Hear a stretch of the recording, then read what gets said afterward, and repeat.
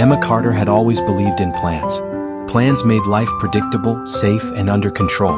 She had a checklist for everything: career, relationships, even grocery shopping. And so far, life had rewarded her meticulous planning. At 32, she was the marketing director of a rising fashion brand in New York City, living in a cozy Brooklyn apartment with a view of the skyline. But life, as it often does, had other plans. It started with a layoff. The news came in the middle of a Thursday afternoon. Emma had just finalized the strategy for an upcoming campaign when her boss called her into the office. His face looked apologetic, his words cautious. "We appreciate everything you've done, Emma. You've been an asset to the company, but we're downsizing." The board made a difficult decision. Emma sat frozen. Downsizing? But she was one of their best employees. She had given everything to this job. The room felt smaller, the air heavier.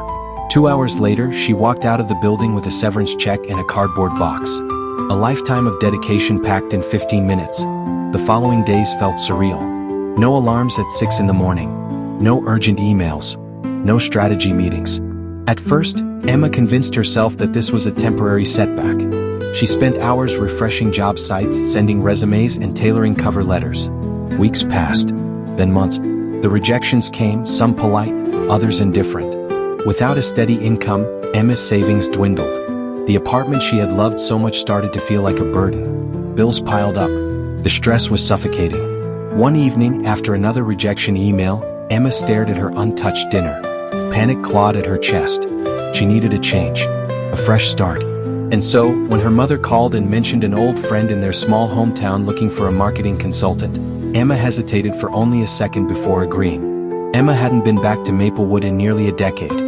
She had left at 18, eager to escape its small-town predictability.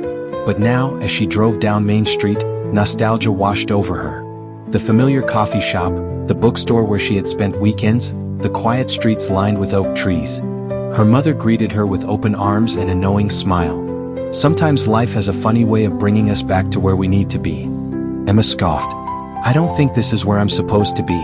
It's temporary." Her mother simply nodded. The next day, Emma met her new client, Daniel Reed, the owner of a struggling bakery. Daniel had been a few years ahead of her in high school, but they had never spoken much. "I heard you needed help," Emma said as she stepped into the small shop, inhaling the scent of cinnamon and freshly baked bread. Daniel wiped his hands on his apron and gave a half-smile. "Yeah. My parents ran this place for 30 years, but business has been slow. I'd love to keep it going, but I don't know much about marketing." Emma surveyed the cozy but outdated interior. She saw potential. "I can work with this," she said. Emma threw herself into the project. She redesigned the bakery's branding, created an Instagram page, and strategized promotions. She even convinced Daniel to offer seasonal flavors and a loyalty program. At first, Daniel was hesitant. "I don't know if social media will do much." "Trust me," Emma replied. Within weeks, customers started trickling in. Locals posted pictures of pastries online. A food blogger featured them. Sales improved. And somewhere in the process, Emma found herself enjoying the work. More surprising was how she and Daniel clicked. Their conversations, once purely business, became effortless. One evening, as they closed up, Daniel handed her a warm croissant. "For all your hard work," he said. Emma took a bite, savoring the rich, buttery flavor. "I forgot how good these are." Daniel leaned against the counter. "I forgot how much fun it is to work with someone who believes in this place." Their eyes met. Something unspoken lingered in the air. Emma wasn't sure when her feelings for Daniel changed. Maybe it was the way he listened when she spoke, or how he remembered small details about her. But she also knew that getting involved was risky. She was leaving, wasn't she? One evening, Daniel invited her to a town event. They walked through the fair, the scent of caramel apples in the air. Laughter and music surrounded them. "You seem happy here," Daniel said. Emma hesitated. "It's different, but I don't know if I belong here."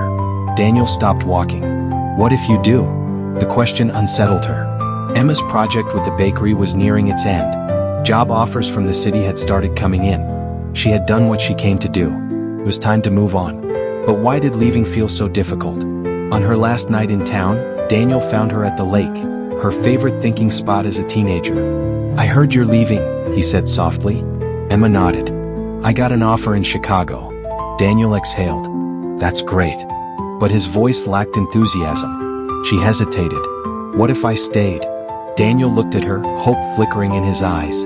You mean it? Emma smiled. Yeah, I think I do. Emma didn't have all the answers. She didn't know what the future held. But for the first time, she wasn't following a plan, she was following her heart. And that, she realized, was the best decision she had ever made.